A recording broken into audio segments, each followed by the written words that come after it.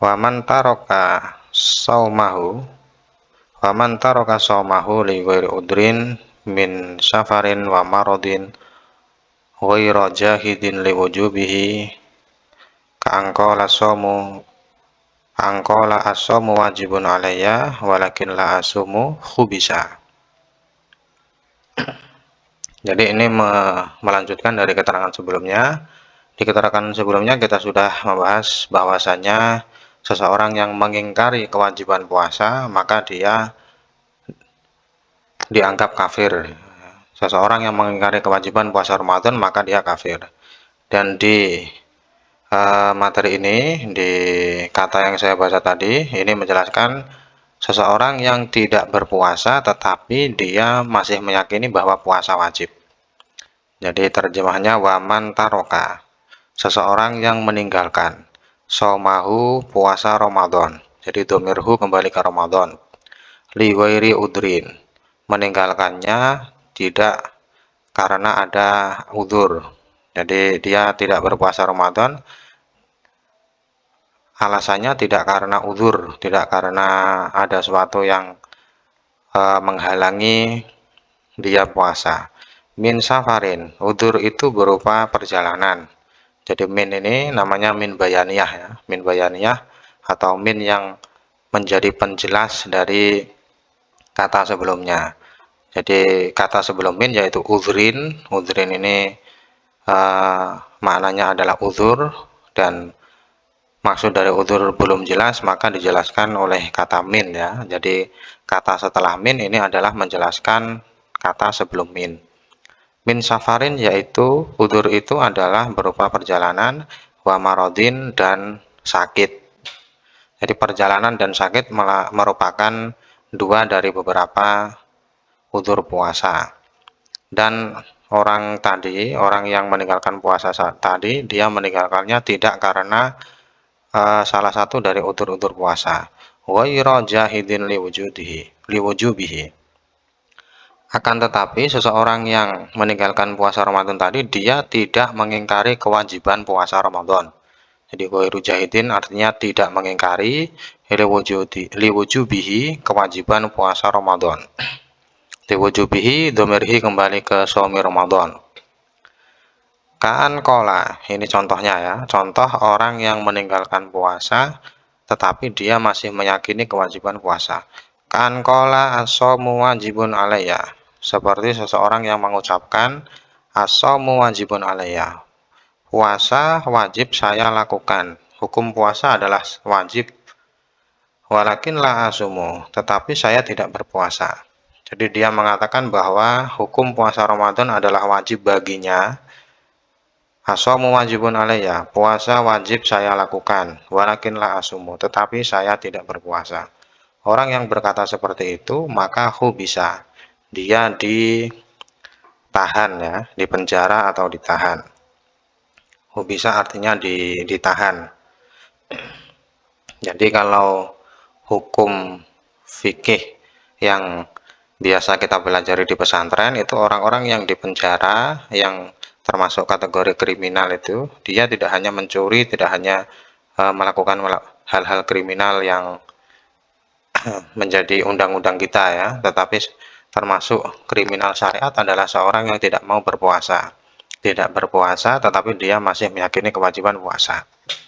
Jadi secara hukum fikih di kitab salaf, orang yang demikian harusnya hubisa. Hubisa artinya ditahan oleh pemerintah. Hubisa wa muni'a minat to'ami, dan dia dilarang untuk makan, wasarobi dan minum, naharon di siang hari. Jadi tujuan dia di penjara atau ditahan adalah supaya dia tidak makan dan tidak minum di siang hari. Artinya seorang yang tidak mau berpuasa itu dia juga dipaksa untuk tidak melakukan hal-hal yang membatalkan puasa. Kenapa demikian? Litah sulalahu suratu shaumi, supaya dia seperti orang yang berpuasa. Jadi litah sula artinya supaya menghasilkan, lahu baginya. Jadi domirhu ini kembali ke man ya.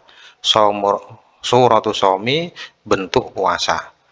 Jadi walaupun dia tidak berpuasa, tetapi dia dipaksa untuk melakukan sesuatu yang dilakukan oleh orang yang berpuasa. Jadi ini hukum syariat yang sesungguhnya seperti ini ya.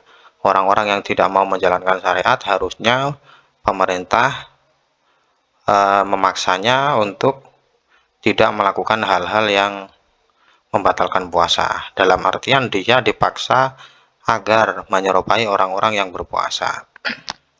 Baik, saya lanjutkan. Wa huwa ahadu arkanil islami al-khamsati. Wahwa dhamirnya kembali ke shaum Ramadan ya. Wahwa dhamirnya kembali ke shaum Ramadan. Wahwa shaum Ramadan ahadu arkanil Islam adalah salah satu dari beberapa rukun Islam al-khamsati yang berjumlah 5. Jadi ini saya kira semua kita tahu ya bahwa puasa Ramadan adalah salah satu dari 5 rukun Islam. Wahya, rukun Islam itu adalah, jadi wahya kembalinya ke arkanul Islam ya. Syahadatu an la ilaha illallah, bersaksi bahwasanya tiada Tuhan selain Allah. Wa anna Muhammadan Rasulullah, dan bersaksi bahwa Nabi Muhammad SAW adalah utusan Allah. Ini rukun Islam yang pertama. Kemudian rukun Islam yang kedua, wa iqamus sholati, mendirikan sholat. Kemudian dilanjutkan wa ita'uz zakati, membayar zakat. Membayar zakat atau memberikan zakat kepada orang-orang yang berhak menerima. Dan yang keempat yang menjadi pembahasan kita saat ini adalah shaumu Ramadan, puasa di bulan Ramadan. Jadi kalau kita membahas secara lafziahnya, idhofah shaum Ramadan ini adalah idhofah yang mentakdirkan huruf fi ya, huruf fi. Karena mudhaf ilaih berupa waktu yaitu Ramadan, maka ini adalah idhofah yang menyimpan makna fi. Jadi kalau diperlihatkan shaum Ramadan ini maknanya sama seperti shaumun fi Ramadan, puasa di dalam bulan Ramadan. Dan kemudian rukun Islam yang terakhir atau yang kelima adalah hijjul baiti, melakukan ibadah haji. Dari al-baiti ini artinya Ka'bah atau Mekah ya. Hiju artinya haji, al-baiti artinya di rumah Allah yaitu Ka'bah atau Mekah. Man, bagi seseorang, istata'a, yang mampu ilaihi, ke bait ya. Ilaihi, ke, jadi seseorang yang mampu untuk melakukannya, sabila, yaitu perjalanannya. Sabila ini kalau dalam bahasa nahwu istilahnya tamyiz ya. Tamyiz yang menjelaskan tentang kata sebelumnya. Jadi maksudnya seseorang yang mampu menuju ke bait, di ilaihi kembalinya dombernya ke bait ya. Seseorang yang mampu menuju ke bait artinya sabila, jalannya. Jadi seseorang yang mampu menuju jalan rumah Allah. Jadi dia mampu memenuhi syarat-syarat haji. Nanti di bab haji akan dijelaskan syarat-syaratnya untuk memenuhi panggilan atau kewajiban melakukan ibadah haji. Jadi puasa adalah salah satu dari 5 rukun Islam. Wahya, rukun Islam, wahya kembali ke arkanul Islam. Fil afdholiyah, dalam keutamaannya. Jadi rukun Islam yang berjumlah 5 tadi, fil afdholiyati, dalam hal kemuliaannya, ala hadza tartib, sesuai dengan urutan yang disebutkan oleh musannif.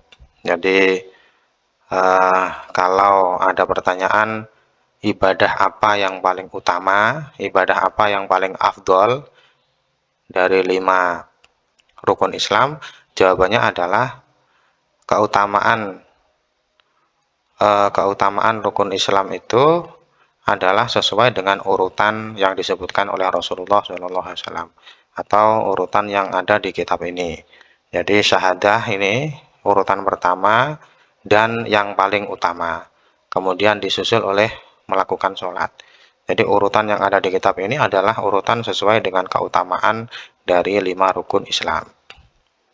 Baik, saya akhiri video di channel ini. Saya ingatkan kembali bagi para pengunjung channel ini untuk selalu membantu, selalu mendukung channel ini dengan cara mensubscribe, like, dan berkomentar, dan juga yang terpenting adalah selalu membagikan semua video yang ada di channel ini supaya semua ilmu yang saya bagikan bisa menyebar ke seluruh penggemar kitab salaf, ke seluruh santri.